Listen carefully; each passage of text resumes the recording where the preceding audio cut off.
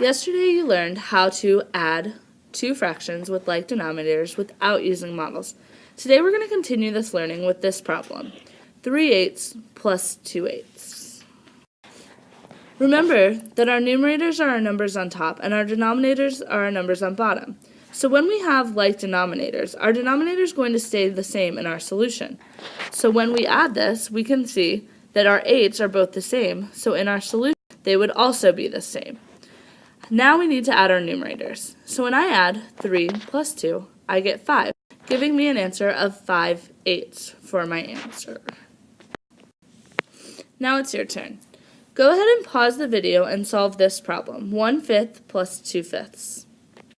You should have gotten the answer 3/5 because we've kept our denominator the same, having 5 on the bottom, and we've added 1 plus 2 to get an answer of 3 for our numerator, giving us 3/5. Let's try it again. Your next problem is 11/16 plus 3/16. Go ahead and pause the video and solve this problem.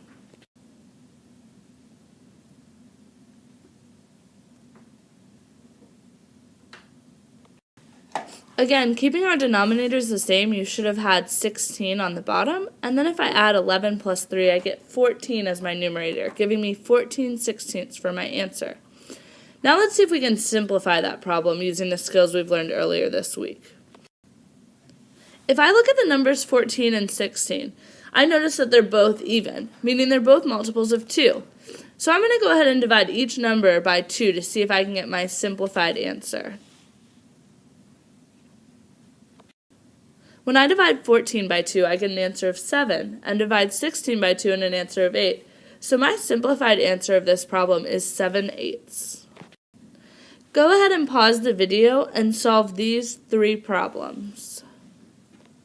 For the first problem, you should have gotten the answer 10/15. The second problem, 6/9. And the third problem, 3/3. Now let's go ahead and simplify. Go ahead and pause them while you do this.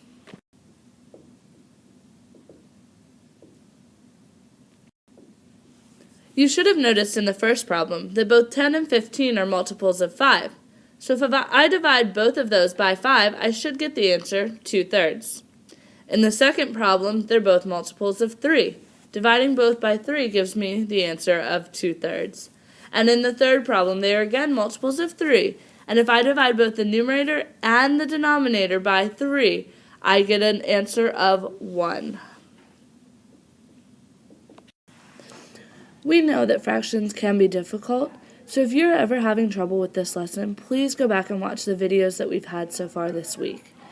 Make sure that you also watch the other 2 videos for tonight.